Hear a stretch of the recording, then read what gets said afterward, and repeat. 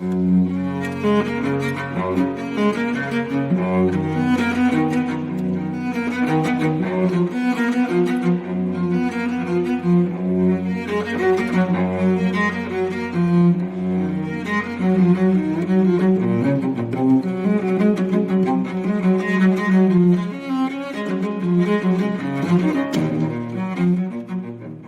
Louis Graal. Bonjour Claude, Thomas. Alors, on se connaît, on a déjà eu l'occasion de se rencontrer. Louis Graal, je l'ai découvert moi en 2022, lorsqu'il a reçu le prix de la ville de Carhaix, lors du Festival du livre de Carhaix en 2022. J'ai été vraiment très, très intéressé, très enthousiasmé même par son style, de ce livre qui s'appelait Le nageur d'Aral. Alors le nageur d'Aral, je ne vais pas dévoiler le suspense évidemment, mais ça se passe dans la région de Landévennec, de l'abbaye de Landévennec. Et on va demander un petit peu à Louis comment lui est venue l'idée de ce nageur d'Aral. Alors, j'ai d'abord écrit quelques pages en l'an 2000, que j'ai laissé de côté pendant 15 ans pour me mettre à l'étude du breton, que je ne connaissais pas. Et au sortir de cette longue période, j'ai repris le fil de l'histoire d'un nageur de combat venu au moment de la guerre froide, venu de l'URSS pour torpiller quelques bateaux français dans la rade de Brest. Et ce Russe, ce nageur, arrive par une tempête phénoménale. Et au moment d'accomplir sa mission, il est pris par un grand amour de la Bretagne dans laquelle il pénètre. Et il décide d'abandonner sa mission, donc de déserter. Et là se pose un problème pour lui. Où va-t-il pouvoir se réfugier, puisqu'à ce moment-là, il sera poursuivi par son pays d'origine et sans doute même par les forces de l'ordre de la France, puisque nous étions en période de guerre froide. Donc il se réfugie auprès des bénédictins. Et les bénédictins de l'abbaye de Landévennec. Ouais. Et donc, depuis longtemps, j'avais envie d'écrire une histoire qui se passerait dans cette abbaye, dans ce cadre magnifique. Je n'ai jamais fait de retraite, puisque c'est toujours possible d'en faire, effectivement, il y a une hôtellerie, mais la vie des moines me fascinait. Je l'ai sans doute fait cette retraite en écrivant ce livre. Et j'étais très influencé par mon ascendance paternelle. Mon père était officier de marine, et j'ai toujours beaucoup aimé toutes ces histoires de guerre. Ma mère était sans profession et très pratiquante. Et j'ai toujours été aussi fasciné par la religion, sans être moi-même pratiquant. Et j'ai voulu faire se rencontrer deux forces opposées, les forces du mal, si on veut, un petit peu la violence de la soldatesque, et les forces du bien, que sont les moines. Voilà, c'est tout simple. Voilà, et donc là, les deux mondes vont se rencontrer. Alors, ce qu'il y a de spécifique dans le style de Louis Graal, c'est qu'il y a un mélange, il va dire ce qu'il en pense, mais moi je considère de romanesque et de poétique. C'est-à-dire qu'il a un style très travaillé. Son livre n'est pas très gros, hein, mais on sent qu'il l'a ciselé comme un joaillier travaille un bijou. Et c'est assez intéressant de voir comment comment le nageur d'Aral arrive dans le Finistère, enfin, parce Louis décrit plusieurs fois des animaux qui se réveillent, qui vivent dans cette partie extrême de l'Eurasie. Et quand je dis qu'il y a un mélange de roman et de poésie, Louis, tu es d'accord avec ça? Oui, je suis tout à fait d'accord. À force d'écrire et d'être édité, on finit par comprendre quel type d'écrivain on est. Je me sens profondément poète.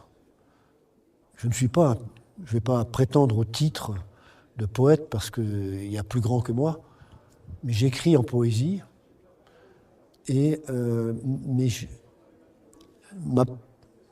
une petite intrigue me sert à développer cette poésie. C'est vrai que c'est un roman poétique, comme ceux que j'ai précédemment écrits aussi. Je ne suis pas un romancier, je suis plutôt poète. Voilà. Voilà. Et le roman, l'intrigue romanesque me sert de support, finalement. D'accord.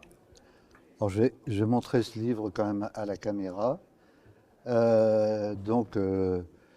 Il est sorti à la Manufacture de livres. Il est toujours en vente dans les bonnes librairies.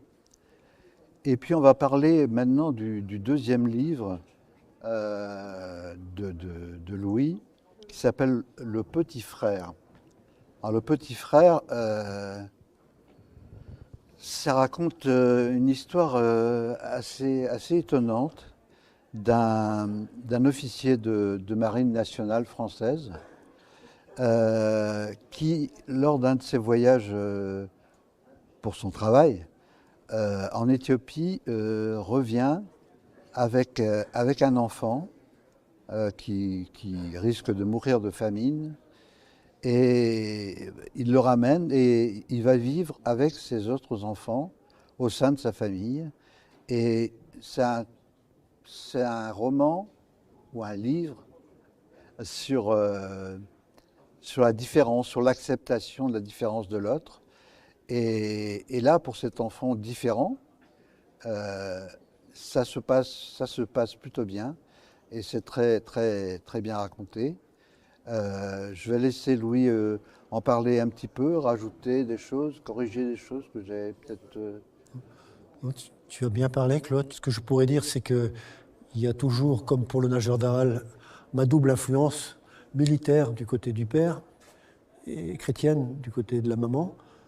Je suis plus sur mes souvenirs d'enfant, d'adolescent, mais je n'aurais pas trouvé vraiment intéressant de les exposer tels quels. Et c'est pourquoi j'ai choisi cette venue de ce petit enfant de couleur, parvenant dans des conditions exceptionnelles à Brest et venant au sein de ma famille, devenant en quelque sorte, c'est le plus jeune, mais en même temps, au fil des ans, il va devenir celui qui va dynamiser sa fratrie.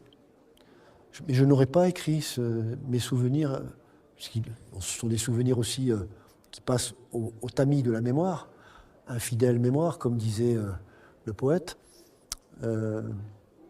Mais je ne les aurais pas jugés suffisamment intéressants s'il n'y avait pas eu cette arrivée du petit enfant noir, du petit frère, cet amour dont il est l'objet et qu'il donne. Il donne de la joie à ma ville de Brest, qui est plutôt mélancolique. J'ai vécu une enfance à Brest, comme beaucoup de Brestois, plutôt mélancolique, dans une ville détruite, reconstruite. Et ça me plaisait de faire venir la joie de l'Afrique, un caractère africain, dans cette mélancolie bretonne. Ça me plaisait. Et puis, j'ai fait se recouper d'autres thèmes aussi. J'ai aimé faire le lien entre l'Éthiopie, Rimbaud, le poète Rimbaud, qui est pratiquement mort là-bas, et la ferme natale de mon père. C'est quelque chose, on voyage pas mal entre le proche, qui est notre pays, à nous ici, le Finistère, la Bretagne, et le lointain. C'est entièrement imaginaire. Sauf les souvenirs qui passent par le tamis de la mémoire. Par contre, le père, l'officier, qui est inspiré, bien sûr, de mon père, est décrit comme un rebelle, un officier rebelle, qui se rebelle 2 fois, en prenant en charge un enfant dénutri au cours d'une mission militaire. Et je ne dis pas la 2e fois, au cours de la guerre, il se rebiffe une 2e fois, ce qui n'était pas le cas de mon père. Mon père était un soldat loyaliste, voilà. Mais tout le reste est vrai. D'accord. Alors ce livre, Le Petit Frère, a été édité dans une nouvelle maison d'édition brestoise. Oui. Il s'appelle Les Éditions du Parapluie Jaune. Alors, je vais demander maintenant à Louis, puisqu'on approche quand même de la conclusion, est-ce que tu as un livre en chantier là tu peux nous dévoiler quelque chose? Non, alors j'ai un livre en chantier qui me prend de mon temps, qui me cause à la fois du tourment et du plaisir, comme toujours, mais je ne dirai rien de lui. Peut-être verra-t-il le jour, peut-être pas. Mais je suis vraiment pris par l'histoire que j'imagine, mais je préfère ne rien dire. D'accord. Pour en revenir quand même au petit frère, tu as voyagé toi-même, parce que ton père était un grand voyageur de par sa profession. Toi, tu es allé en Afrique, par exemple ou... En fait, je suis peu voyageur. Mon père était voyageur par son métier. Comme un soldat, un marin, cela voyage. Mais je n'ai pas, moi, personnellement, beaucoup voyagé. Bon, avec notre père, nous avons été 2 ans au Maroc, puisqu'il avait été affecté là-bas. Mais autrement, je suis presque, comme on dit, un brennick, c'est-à-dire que je suis accroché à ma Bretagne, à mon Finistère, à Brest, à la rade de Brest. Je voyage beaucoup par le rêve, par les livres. Bon, disons que, parvenu en retraite, on voyage un petit peu plus aussi avec les amis retraités. Je vous remercie, Louis. Merci beaucoup, Claude. D'accord.